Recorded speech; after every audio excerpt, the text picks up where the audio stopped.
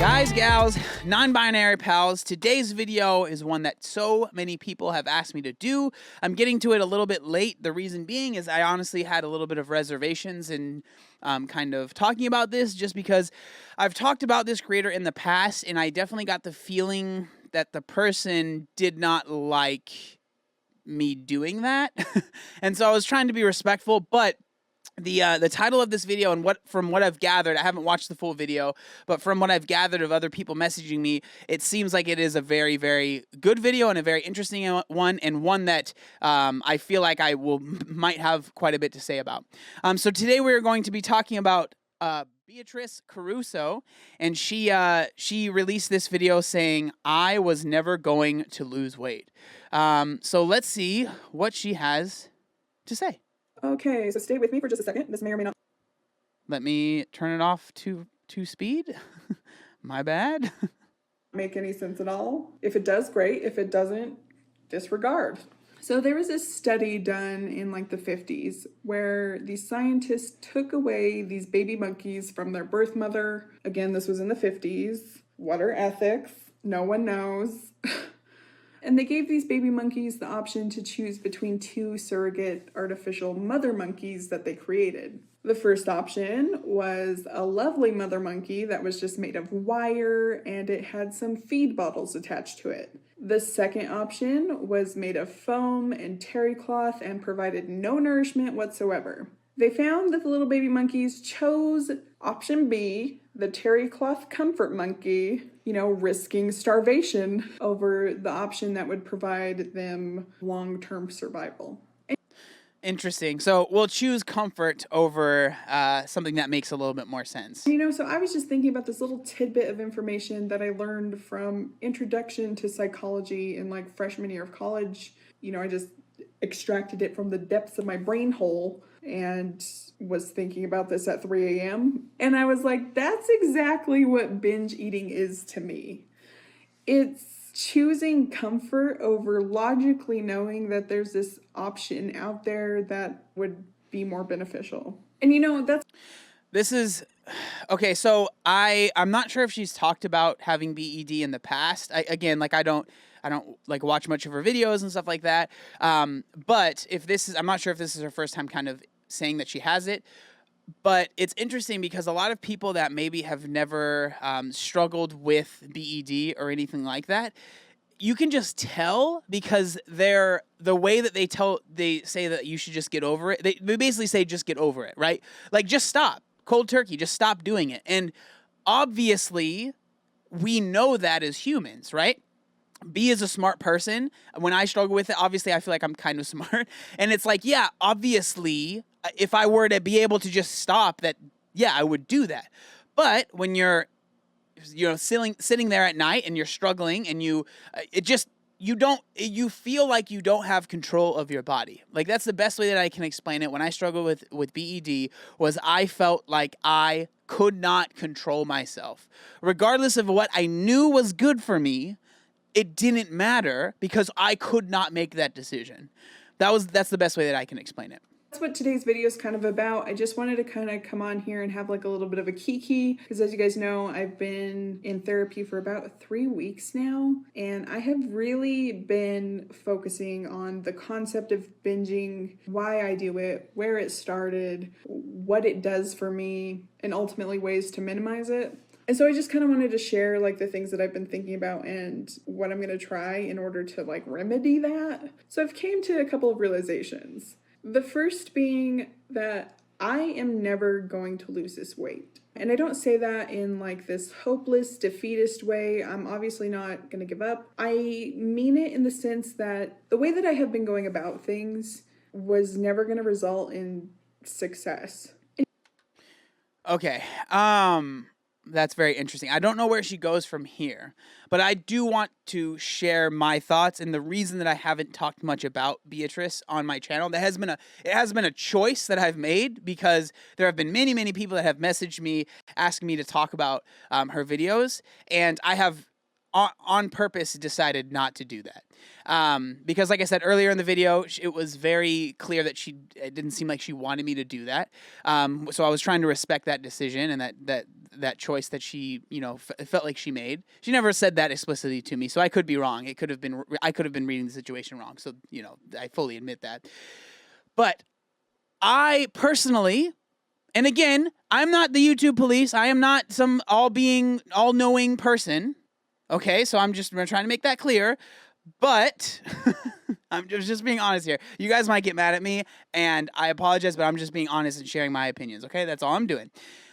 A lot of her videos and the things that she was doing in the videos, I did not agree with. I thought that it was not a good... Like, if you are someone that is in the middle of a weight loss journey, trying to do keto for a month or a week, and then doing intermittent fasting, and then doing this, and doing them for YouTube videos while you yourself are struggling with weight loss, I just didn't think that it was a good idea. But at the same time, I feel like most of the people that watch my content could probably get that without me having to say it. And I didn't want to add to more stress to her. And I know that this video might be doing that, but it seems like she is coming out of that part of her content. And I think that's a good idea. I don't know if that's making any sense, but like, I just don't think it's a good idea. And this is even for me. You guys will notice I don't do these food challenges or changing my diet for a month because of XYZ thing. I don't do that stuff because I struggled with food issues and with BED and all that stuff. And I do not want to ever, ever, ever, ever, ever, ever struggle with it again, because it completely destroys your life when you're struggling with it, okay? Like, I know that because I went through it, and I never, ever, ever want to deal with it again, ever, okay? And so when I see someone else doing it, in my head, I'm like, I don't think this is a good idea, but at the same time, I'm not trying to add more negativity to somebody. So I just kind of was like, I'm going to step back from this, and that's what I've done. And it seems like she is maybe realizing that. I don't know. Maybe I'm speaking out of turn, but that's, yeah. And there was nothing wrong with the mechanics of what I was doing. When I was on track, I was on track. I ate balanced meals. I made sure to eat in a caloric deficit. I exercised. I drank my water. And then all of those things at the end of the week would typically result in weight loss. But the way that I was addressing my binge eating was not the best. I kind of went into it with this mindset of, okay, I'm done binging forever. This is never going to happen again. I'm going to just quit cold turkey. Which, looking back on it now, was very naive for a multitude of reasons. Namely, I'm addicted to food. I have been for a very long time. Binge eating at this point is a part of my identity. I've been doing it for as long as I can remember. It's something that I definitely picked up in childhood and then used as my sole coping mechanism this entire time. Yay! Yeah, I mean, it's tough. Like, and that's why that's why I struggled with making this video, because I knew it is hard for me to talk about, because I don't want to add any more stress or anything like that to someone that's obviously struggling with this, because it sucks. Like, it really, really does. And I think that, again, like I said at the beginning, so many people that have struggled with BED, they make videos trying to give advice to people, and I'm like, dude, it's not that simple. Like, it's like, like, food addiction is different than drug addiction. Like, they're all their own things. There's similarities, but like, it would be like going up to, a drug addict, heroin addict or something, and just be like, just stop it. It's like, well, I mean, yeah, obviously that's how you stop doing it, but like, it's not just that simple as like, just stop doing it and then you'll figure it out. Like, it's just not that simple. At this point, food is definitely a drug to me. I don't get comfort from anything else. So I took a look back on my old videos and trying to figure out where I was at this point in my life and why was I so successful then and then not successful now. And I realized it definitely comes down to stress and what was going on at the time. And every time I've fallen off track, it's been because some kind of life change or external stress. And I'm not going through any of that and like blaming those situations for why I haven't lost more weight or whatever else. I'm simply saying that like I never developed any more coping mechanisms other than the food thing. So when in the past I've been completely depriving myself from that comfort with nothing else set in place, This is really good. This is a really good video. Kind of explaining that you can tell that she's talked to a therapist, and like you can tell a lot of these realizations have come from her speaking with a therapist, which I think obviously is a good thing. Just to kind of relate this to myself, because I'm full of myself, and you guys know that. No, but like I think about this from time to time too, like because the goal of my channel and the goal of the content that I create is I want to help people do what I do, you know? Like and I don't mean that in a way of like I'm better, not at all, but it's like I have been at that position and I no longer am there. And then it's like, okay, my next logical step is like what have I done? And I think that for me, finding another coping mechanism has helped with that. And for me, that is working out, exercise, right? And then I would say to a lesser extent, probably work. So literally what I'm doing right now. I think that those two things have really taken place of food for me. And a lot of people might say, oh, you switched one addiction for another, and now you're just addicted to exercise. And like, I'm not going to sit here and say whether yes or no. I will say that I think this addiction that I have now is treating me better than the one that I had before. But I'm not going to say, I honestly don't have an answer for that. But I do think that I was able to find something. The whole thing I'm trying to say here is what I was able to find something in place of food. And that can be something like, it doesn't have to be exercise, right? It can be something, it can be knitting, right? It can be something. Finding something to replace that, I do believe is super, super important. setting myself up for failure. And so that was never going to work. It was truly never going to work. And I was very naive for thinking that. So the solution to the problem that my therapist came up with and wants me to try to implement is something called harm reduction. And in my case, it's that I'm allowed to binge. No one's stripping away that comfort from me because it's going to take time to put something else in its place. The whole concept behind harm reduction is just to lessen the blow. So when I do binge, instead of eating 100% of whatever I was going to binge, only eating 75%. Stopping at that 75 and then immediately going into some other activity that's supposed to bring me comfort. What that is, I'm at a loss because I just don't feel comfort from things that people typically do. I know that sounds really weird to say, but like, you know, things like taking a bath, taking a walk, petting an animal, spending time with friends and family. I don't really decompress with those activities. You know, of course I'll like pet my dog. Like I love Doug, I love Chetty, I'll pet them, but it ultimately feels like it's more for them than for me. I don't know, I feel like I can't really say that without sounding like an asshole. I know a lot of people watching this might hear this and be like, oh, allowing yourself to do that just doesn't seem like it'll work. And like, yeah, I can understand where people are coming from there. But like the whole idea of harm reduction, I think is, it is a good thing. Like this is something I recently just learned about this. Like me and Rachel were talking about it before I started the stream. And they talk a lot about harm reduction when it comes to like drug addicts and being addicted to drugs. And so instead of just being like, stop doing the drug, you're not allowed to get the drug. If you do the drug, you go to jail and that's it, right? And then in jail, you don't have the drug and then you just have to deal with it. Instead, like finding ways to help people maybe get the drug in a way that isn't dangerous and it's not going to hurt them, but then also have options for them when they go do that thing to maybe get off of that drug or whatever, right? Like having those things in place instead of just being like, you need to stop 100%, you have no other option. And if you ever do it again, you're going to go to jail. Obviously, you don't go to jail if you binge. But like, I think that harm reduction is an interesting way to look at it. And honestly, a way that I've never really thought about it much. And I do think it's interesting. It's something that's new to me, so I'm still learning about it. But I do think that it's an interesting thing that she brought up, which I do think can genuinely probably could help people, right? Because I always talk about, in a lot of my videos when I talk about losing weight, Don't just try to go from 0 to 100. A lot of people are like, oh, I need to lose weight. Okay, I'm only going to eat chicken, broccoli, and rice. No, not I'm going to work out 7 days a week, and this is how I'm going to do it. It's like, yeah, that will work for a certain amount of time, but eventually you're going to fall off, right? And it's kind of the same thing of like for a lot of people that, try and get off drugs cold turkey. It's like, yeah, it works for a little bit, but eventually you kind of fall off, right? Yeah, I just think it is an interesting way to look at it that I've never have.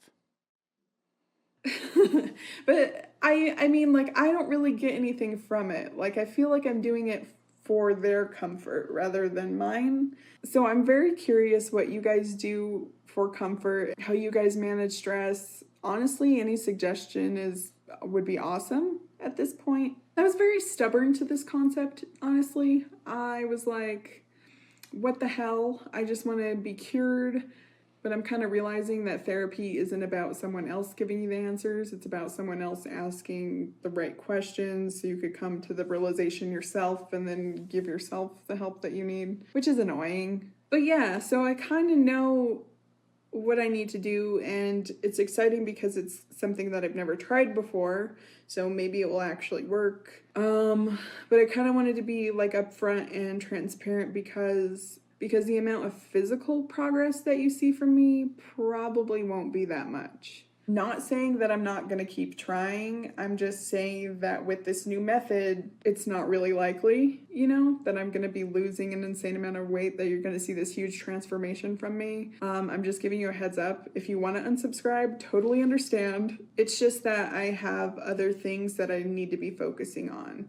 I was thinking about just like quitting YouTube entirely, but I figure I've already been doing this for this long. I have already divulged so much personal information about myself, things that people typically don't talk about in day-to-day conversations. And also literally everybody I know in real life already knows.